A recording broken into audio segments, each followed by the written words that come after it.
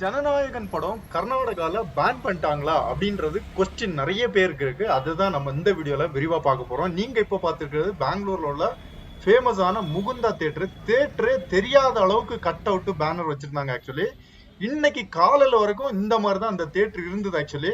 ஆனா மத்தியானத்துக்கு அப்புறம் பாத்தீங்க அப்படின்னா அப்படியே சேஞ்ச் ஆயிடுச்சு. விஜயோட ஒரு சின்ன போட்டோ கூட அந்த தேட்டர்ல இல்ல.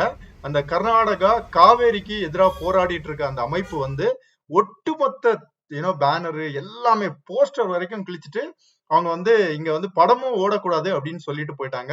இதுதான் இன்னைக்கு சூழ்நிலை. இதே மாதிரி இந்த தியேட்டர் மட்டும் இல்லாம நிறைய தியேட்டர்கள்ல பெங்களூர்ல இன்னைக்கு வந்து ஸ்டாப் பண்ணிருக்காங்க ஓடுறது. அதே மாதிரி மண்டியா, மைசூர், சாமராஜ் நகர் இந்த இடங்கள்ல எல்லாம் கூட ஜனநாயகன் இன்னைக்கு ஸ்டாப் பண்ணி வச்சிருக்காங்க. ஏன்னா அந்த காவேரி நீர் அந்த போராட்டம் அப்படின்றது பெருசா போயிட்டு இருக்கு. நிறைய பார்டர்ல கூட போராட்டங்கள் வந்து தொடர்ந்து நடந்துட்டு இருக்கு. தமிழ்நாடு கர்நாடகா அந்த பார்டர்ல.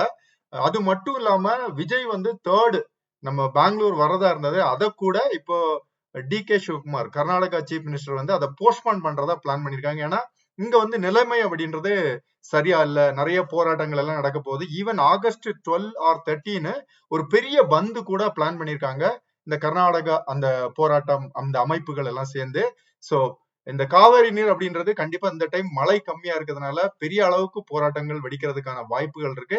கரண்ட் சிச்சுவேஷன் பாத்தீங்கன்னா விஜயோட ஜனநாயகன் படம் அப்படின்றது நிறைய தியேட்டர்கள்ல ஸ்டாப் பண்ணி வச்சிருக்காங்க அப்படின்றதான் உண்மை. கண்டிப்பா பெர்மனன்ட் பேன் ஆறதுக்கான வாய்ப்புகளும் நிறைய இருக்கு. சோ உங்களுக்கு ஏதாவது அதை பத்தி இன்ஃபர்மேஷன் தெரிஞ்சா கண்டிப்பா அதை கமெண்ட்ல சொல்லுங்க. தேங்க்யூ. பாய்.